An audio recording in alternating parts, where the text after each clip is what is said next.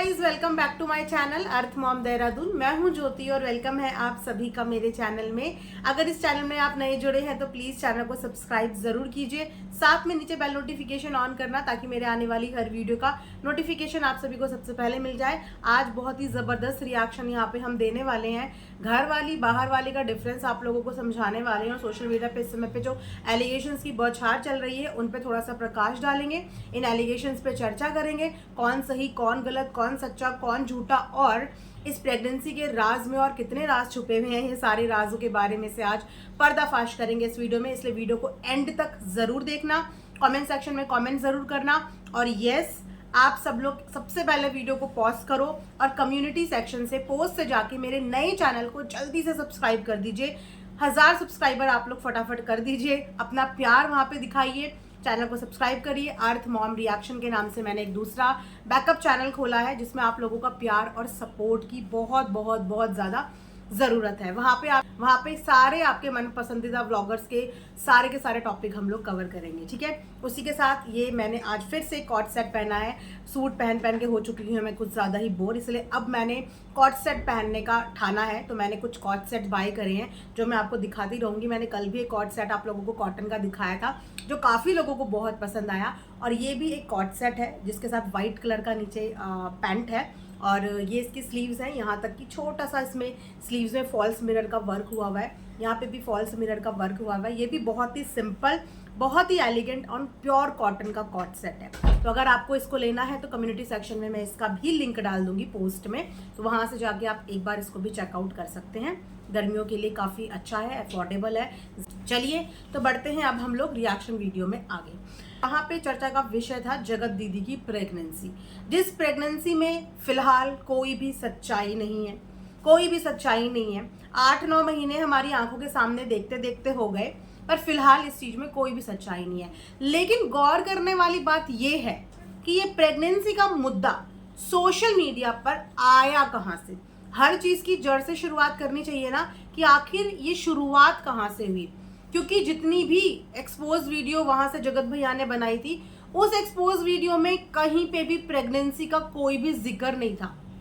ऐसा कुछ भी उनके एक्सपोज वीडियो में नहीं आया था। तो ये प्रेगनेंसी का मुद्दा सोशल मीडिया पे कब, कहां, कैसे और अब तक क्यों है, सबसे पहले इस सोर्स का आप लोग जरूर पता लगाइए कि ये प्रेगनेंसी की कहानी सोशल मीडिया पे आई कहां से। क्योंकि ये कहानी इन कंट्रोवर्शियल व्लॉगर में से किसी भी व्लॉगर ने नहीं बोली। कंट्रोवर्सी पे बहुत सारे व्लॉगर उठ के आए, सबने अपने अपने एक्सपीरियंसेस शेयर करे, बट प्रेगनेंसी के बारे में किसी ने भी कुछ नहीं बोला। रूट कॉज क्या है उसे जानना बहुत ज्यादा जरूरी है। और जब कोई भी चीज खत्म नहीं होती है ना, तो वो चीज हर 2 महीने में, हर 4 महीने में, हर 6 महीने में बार बार शुरू होती है। और यही चीज हम लोग डे 1 से जगत दीदी को समझाने की कोशिश कर रहे हैं। जगत दीदी को लगता है कि चुप्पी में सारे जवाब मिल जाते हैं। जी नहीं, चुप्पी में जवाब ही तो नहीं मिलते, और जब वो जवाब नहीं मिलते तो इस तरीके की कहानियां सोशल मीडिया पे आती रहती हैं और आती रहेंगी आगे भी, क्योंकि आपने इस चीज के ऊपर कोई भी एक्सप्लेनेशन दी ही नहीं। हर बार आपकी जुबान बन के यहाँ पे लोग आते हैं और वो परेशान भी होते हैं, ट्रॉल भी होते हैं, लेकिन जिस इंसान के लिए वो बोल रहे हैं उस इंसान का सबसे पहले बोलना जरूरी होता है उस पर्टिकुलर टॉपिक पे। आपके बिहाफ पे आपको पसंद करने वाले, प्यार करने वाले लोग, सपोर्ट करने वाले लोग बोलेंगे, जितना कर पाएंगे उतना करेंगे, लेकिन आप क्या करेंगी, आप क्या करेंगी? जब तक आप आगे आके अपने लिए बात नहीं करेंगी, वो लोग तो फिर लास्ट में बेवकूफ बन जाएंगे ना। सपोर्ट करने के बदले में उन्हें क्या मिल रहा है? बदले में गालियां, नेगेटिविटी, क्वेश्चंस उनके ऊपर हो रहे हैं। क्यों? क्योंकि आप उनको बचाने के लिए नहीं आती हैं, आप अपनी जुबान नहीं खोलती हैं, और आपके चक्कर में कोई ना कोई हर बार यहाँ पे बलि का बकरा बन जाता है। मैंने ये भी सुना है कि मुच्छड़ भैया ने कंप्लेन से रिलेटेड कोई बात करी है, कोई धमकी दी है। ऐसी धमकियां हमने पहले भी बहुत बार सुनी है, बहुत बार सुनी है। शायद आपने पहले भी ये धमकी दी थी ना, जब ये प्रेगनेंसी वाली बात पहले भी आई थी। काश कि आप इस बारे में एक्शन तब ले लेते, काश कि आप इस चीज से रिलेटेड एक्शन तब ले लेते। मजाल होती किसी की, ये प्रेगनेंसी का मुद्दा हर 4 महीने में उठ के खड़ा होता, नहीं होता। अगर आप पहले ही दिन इस मुद्दे के लिए एक सॉलिड स्टैंड ले लेते। आप लोगों ने हमेशा ढील छोड़ी, हमेशा ढील छोड़ी, खुद चुप रहे कि सोशल मीडिया के लोग हैं, हमारे सपोर्टर हैं, वो भिड़ते रहेंगे बेचारे, लड़ते रहेंगे, झगड़ते रहेंगे, लेकिन हम चुप रहेंगे, हमें कुछ बोलने का मौका नहीं मिलेगा, हमें कुछ भी बोलने का मौका नहीं मिलेगा। जब जब ये प्रेगनेंसी की खबर आई तब आके आप लोगों ने एक बार भी इस चीज का विरोध नहीं किया, एक बार भी आके आप लोगों ने ये नहीं बोला कि ये गलत है, सरासर गलत है, ऐसा कुछ भी नहीं हुआ था। किस बात की कंप्लेन करेंगे, क्या शिकायत आप लोग करेंगे? अपने लिए स्टैंड तो आप लोगों से लिया नहीं जा रहा है, आप किस बात की शिकायत करेंगे? और अगर शिकायत करेंगे ना तो सबसे पहले रूट कॉज से शिकायत करना कि इस चीज की उत्पत्ति कहाँ से हुई, ये पर्टिकुलर प्रेगनेंसी वर्ड कहाँ से उत्पन्न हुआ, कैसे उत्पन्न हुआ। क्या ये जगत भैया ने बोला? नहीं। क्या ये जगत दीदी ने बोला? नहीं। क्या ये जगत परिवार के किसी भी सदस्य ने बोला? नहीं। क्या ये आपके किसी परिवार के सदस्य ने बोला? नहीं। क्या आपके किसी क्रिएटर, साथ के क्रिएटर ने बोला? नहीं। किसी दोस्त ने बोला? नहीं। किसी दुश्मन ने बोला? नहीं। तो ये वर्ड सोशल मीडिया पे, ये स्टोरी सोशल मीडिया पे कैसे आई, और ये इस वक्त पे कैसे आई, और ये हर 4 महीने के बाद क्यों आती है? एक तरफ जगत भाभी और जगत भैया का रिलेशनशिप जब भी ट्रैक पे आता है, उनको डिस्टर्ब करने के लिए, डिस्ट्रैक्ट करने के लिए ऐसी कहानियां पैदा कैसे हो जाती हैं, कैसे पैदा हो जाती हैं। किसी को सपोर्ट करना बुरा नहीं है, लेकिन गलत के लिए आप किसी को इतना देवी बना दो, ये भी बिल्कुल सही नहीं है।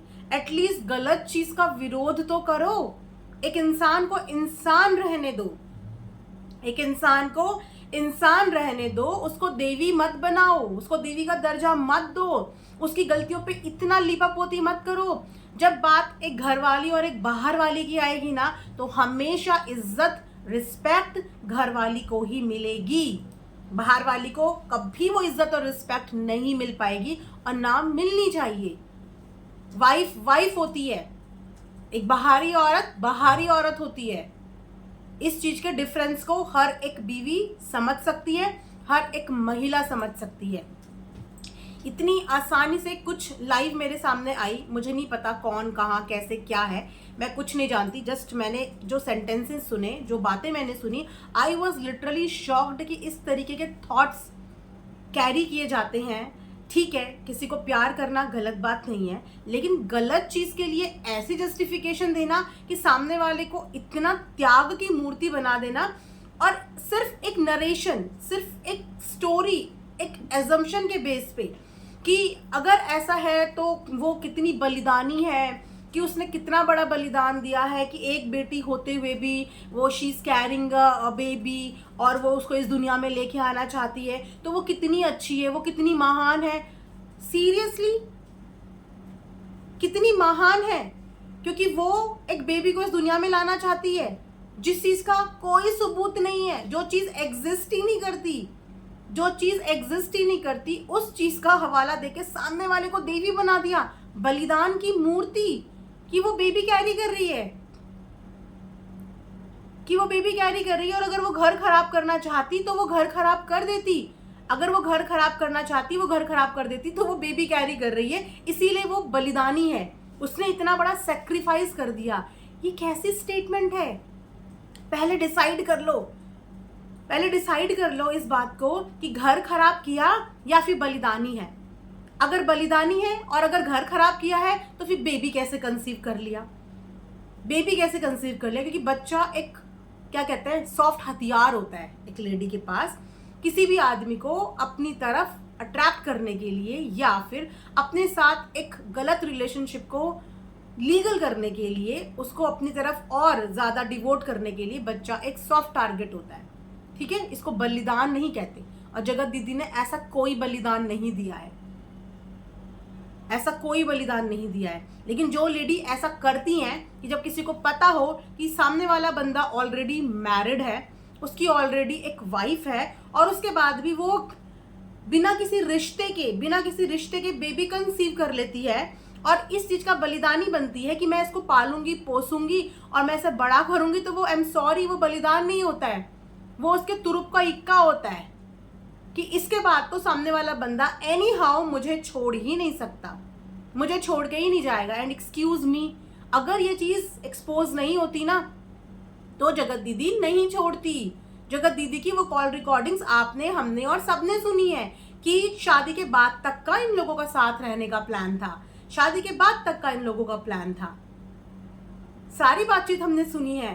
कोई ऑफिशियल ब्रेकअप नहीं हुआ था इनके बीच में कि हम लोग यहाँ पे अपना रिलेशनशिप ब्रेक कर देते हैं और अपनी अपनी लाइफ में फोकस करते हैं, मूव ऑन करते हैं। इन दोनों का बाद में भी इस चीज को चालू करने का प्लान था। अगर जगत भैया ये चीज एक्सपोज नहीं करते तो जगत दीदी कभी नहीं छोड़ती, और उसके बाद होती 2 जिंदगियां बर्बाद। एक होती उस लड़के की जिसके साथ जगत दीदी शादी कर लेती, और एक होती यहाँ पे मनीषा की।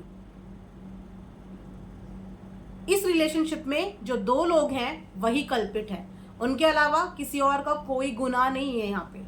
बाकी किसी का कोई गुनाह कभी भी कोई प्रूव नहीं कर पाएगा, क्योंकि यहाँ पे 2 लोग गलत हैं और वो दोनों लोग गलत थे।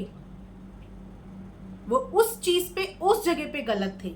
फिलहाल अगर वो अपना कंटेंट पे काम कर रहे हैं तो हर कंटेंट पे वो जो पिछला गलत थे हम उस चीज को लाके यहाँ पे नहीं मिक्स कर सकते, क्योंकि हम यहाँ पे उनके डेली व्लॉग्स के बेस पे रिएक्ट करेंगे, जो डेली लाइफ में, जो डेली चीजों में उनके व्लॉग्स चलेंगे। लेकिन यस, जो उनके साथ हुआ उस घटना में दोनों के दोनों बराबर के गलत थे। तो इस रिलेशनशिप का आगे क्या भविष्य होता, शायद ये हमारी कल्पना से भी परे है कि ये क्या हो सकता था। तो बच्चा आए ना तो इज्जत के साथ आए, इज्जत और मान सम्मान के साथ आए, जैसा विधाता ने बनाया होता है और जैसा हमारे रीति रिवाज चलते आए हैं उस तरीके से आए, क्योंकि उस बच्चे का भी आगे का पूरा भविष्य होता है।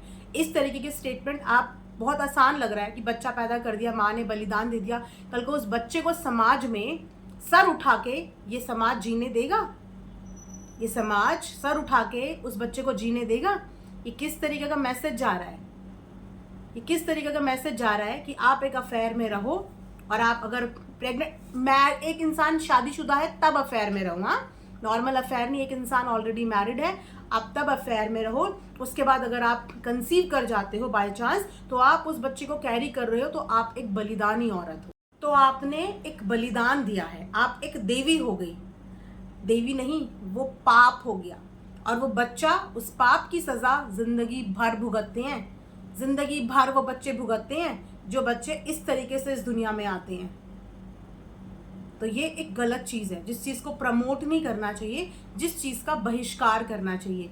कि कुदरत ने हस्बैंड वाइफ बनाए हैं और हस्बैंड वाइफ ही आगे चल के जनरेशन बढ़ाते हैं, जनरेशन बढ़ाते हैं। तो जो रिश्ते इल्लीगल हैं, जिन रिश्तों को समाज में इज्जत नहीं मिलती है, वो रिश्ते प्लीज़ प्रमोट ना किए जाएं, और जिन रिश्तों को समाज में इज्जत मिलती है, एक पत्नी पति के रिश्ते को, उसको ही यहाँ पे प्रमोट करें। कि जो भी बच्चा करना है शादी के बाद किए जाए, शादी से पहले नहीं, बिना शादी में रहते हुए नहीं।